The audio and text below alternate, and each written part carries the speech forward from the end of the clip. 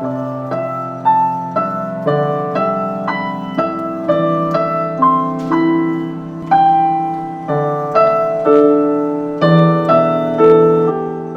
介意我看一下，就是可以这个它的可以连接处吗？好，就是直接拿下来，然后它在接后腔里面有8个通道的电极传感器。那它监测的是应该是这一块儿，对对对，是我的。那就是这一块儿这儿的哈，对对对，这儿的痕迹它贴。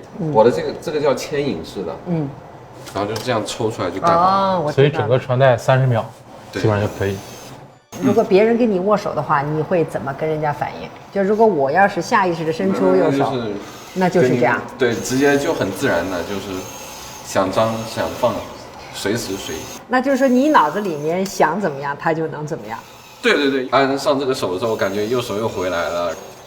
Since the beginning of 2025, 6 leading technology companies in Hangzhou have seen a strong rise, earning them the name Hangzhou's 6 Little Dragons. Among them is BrainCo, a company in the brain-computer interface field that is on par with Elon Musk's Neuralink. At BrainCo, there is a special employee named Zhou Jian. He lost his arm in an accident when he was 12 years old. Today, with the company's smart bionic hand, he can write and play the piano again. It only takes 30 seconds to put on, and it can be charged with a Type-C cable and a power bank. Han Biqing, the founder and CEO of BrainCo, explains that every finger movement and every key pressed with the smart bionic hand involves hundreds of neural calculations. Playing 200 notes means tens of thousands of neural calculations have already happened, he says. How did he start his journey in the brain-computer interface business? What challenges did he need to overcome to invent the smart bionic hand? Let's find out. Han Biqing has been very interested in biomedical science since he was a child, and even won first prize in a national biology competition in high school. In college, he studied mechanical engineering with a focus on medical devices. In 2011, Han joined the Fred Hutchinson Cancer Research Center in Seattle, USA, where he focused on drug development and neuroscience research. By chance, the lab of Dr. Linda B. Buck, who won the Nobel Prize in Physiology or Medicine in 2004, was right next to his. Dr. Buck's team won the prize for figuring out the code of our sense of smell, how thousands of receptors can identify countless scents, and how the brain stores these scent memories forever. It was Dr. Buck's team's work that inspired Han. This means you don't need the scent of a flower to smell it, he realized. The brain has a complete system that can create the smell of a flower through electrical signals. It means we can rewrite almost all of our senses. This interesting idea sparked Han's passion for starting a business. He decided to change his path, leave academic research, and become an entrepreneur. I had a gut feeling that I could create some world-changing products in the future, he said. In 2014, Han started his PhD at Harvard's Center for Brain Science. During this time, he often attended classes at MIT to learn more and build his team. In 2015, at the age of 28, Han founded BrainCo in the Harvard Innovation Labs. Most of his team members were PhD students and researchers. There are 2 types of brain-computer interface technology: invasive and non-invasive. Invasive means electrodes are placed in the brain through surgery to get very clear nerve signals. Non-invasive means brain signals are collected using devices worn on the outside, without surgery. Han chose the harder path, non-invasive technology, which allows the human brain and machines to talk without opening the skull. When asked why he chose the non-invasive solution, Han said it could help people with a much wider range of conditions. I watched about 20 invasive surgeries. To make a hole in the skull, they first have to drill 3 small holes, then use a power saw to cut out a piece of bone, he explained. Invasive technology can't be used by tens of millions of people. I want my technology and my products to improve the lives of thousands and thousands of people.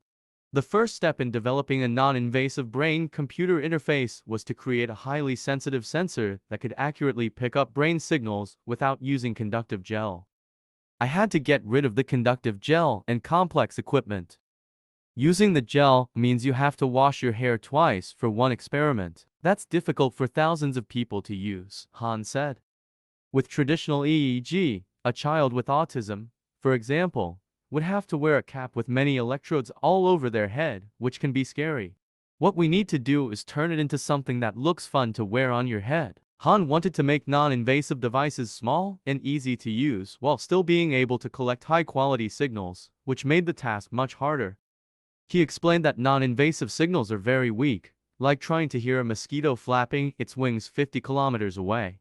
He added, but we believe people need a gentler solution. We can't perform brain surgery on 10 million people. The smart bionic hand is the first product that shows this technology in action.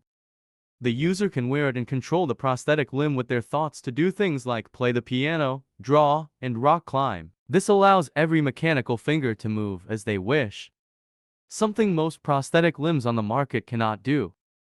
In 2018, Han decided to accept an invitation from the Hangzhou city government and brought his core team back to China to start his business.